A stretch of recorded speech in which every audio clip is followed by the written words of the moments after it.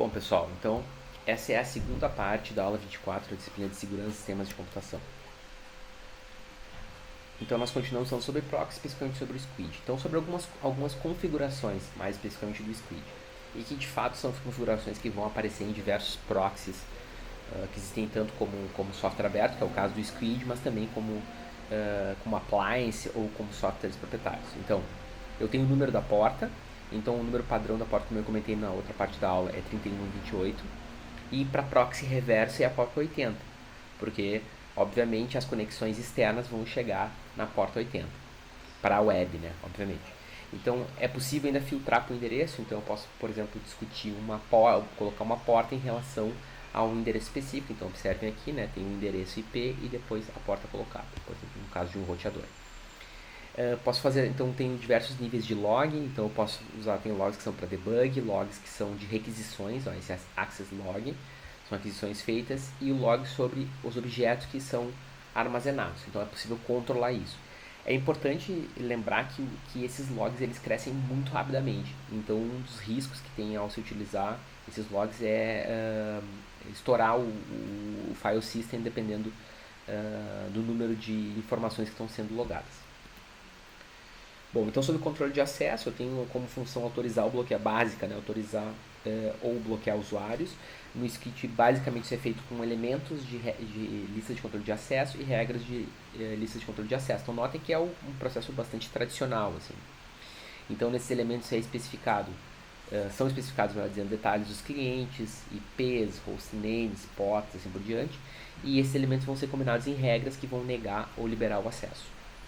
Então, observando o elemento de uma lista de controle de acesso, né? Então, ele, como forma geral, vai ter a CL, um nome, um tipo, daí o valor 1, o valor 2 e assim por diante. Então, um exemplo aqui é CL Workstations, e aí ele vai dizer que as workstations são origem, né?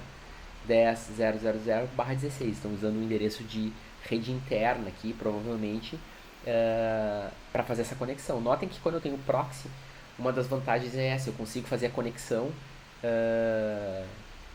sem fazer tradução de endereço. Claro que isso não é assim literalmente uma vantagem. Na verdade seria uma alternativa de conexão num contexto de rede interna, né? Talvez seria melhor colocar dessa forma. Então o Squid ele tem 25 tipos de ACL, então tem tipos bastante diversos, tem endereço IP, domínios, nome de usuários, preços regulares, porta da TCP, acesso web, né? Ele não está comentado aqui, mas ele pode ser conectado com outros sistemas de autenticação. Não sei se eu comento agora mais para frente sobre isso, mas ele tem essa possibilidade também de se conectar com Active Directory da Microsoft ou com LDAP, coisas do tipo.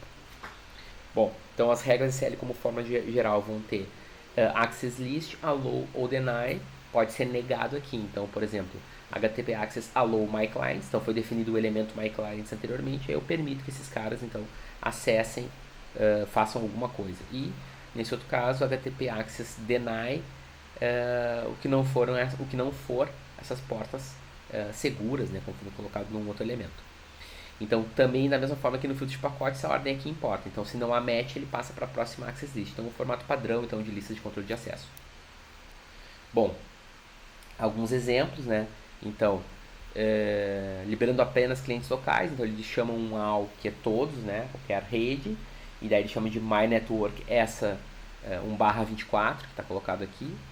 Né, e mais um outro /24, então ele bota 2/24, como foi colocado, e daí ele diz assim, bom, eu permito que quem está no My Network faça acesso, e quem não está dentro da minha rede, né, que é todo o resto, é negado. Tá? Então notem que a ordem aqui é importante, por isso que o allow aparece antes do deny aqui. Posso também fazer o bloqueio de alguns hosts, da mesma forma, tem lá all My Network, e aí eu coloco lá um problem host. Tá? Então eu quero bloquear o acesso de um host específico, que é esse 172.16.5.9. Então, notem que ele faz parte desse /24. Mas eu quero bloquear só o acesso dele. Então, eu nego inicialmente, lembre-se da ordem, problem host, depois eu permito a rede toda, né, e nego todos. O que mais pode se fazer, então? O bloqueio a, por exemplo, pornografia. Né? Então, por exemplo, tu pode usar uma lista de palavras-chave. Aqui estão alguns resultados da web. O Google quis participar aqui da aula. Então eu bloqueio aqui, por exemplo, utilizando uma lista da internet, por exemplo, ou de algum site, né, que forneça lista de sites pornográficos. Então ele colocou, por exemplo, nesse caso, né, ACL Porn Sites, então é uma expressão regular aqui considerando esse porn list aqui. E daí ele nega esses sites. Ou eu posso isso por domínios. Então eu tenho lá ACL Porn Sites, ó, domínio de destino, uso aquele conjunto de domínios que eu tenho como porn sites e nego. Então notem que nesses dois casos a questão aqui é mais como que eu consigo essas duas listas aqui, porque essas listas elas variam muito. Então normalmente existem alguns serviços que oferecem, alguns provedores de infraestrutura fornecem as listas, algumas ONGs também fornecem, então eu tenho preciso, e obviamente também alguns vendors têm essas listas sendo sempre atualizadas e eu posso utilizar então e fazer um procedimento de atualização constante com essas listas e sempre negando então esses sites aqui. Bom, eu comentei anteriormente, então ele permite autenticar usuários por muitos métodos, na verdade. Então, os métodos atuais são o Basic e o NTLM, o Digest, Negotiate, OAuth e OAuth 2.0. Então, basicamente, o método básico, assim, né, para falar um pouco para vocês, ele suporta alguns helpers, que são, por exemplo, LDAP, PAN, né? Ele pode utilizar o próprio arquivo de senhas do Unix. Então, ele tem vários métodos, esse é o básico, mas tem vários outros, por exemplo, que usam web, né, que é o OAuth aqui. Então, eu coloquei aqui um link de mais informação, porque realmente essa parte é uma parte bem extensa da configuração do Squid. Bom, sobre o cache, então, também tem uma parte importante de configuração. Ele diz, né, onde e como gravar as informações nessa diretiva cache-dir.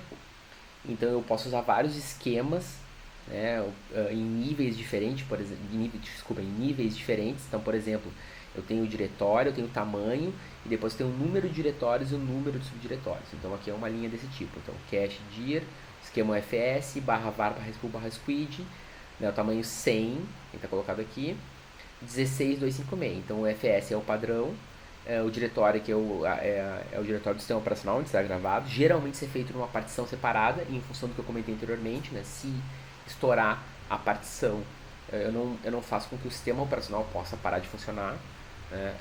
Esse tamanho em geral é 90% do tamanho da partição, e aqui, como eu comentei para vocês, um número ali, então, de diretórios e subdiretórios.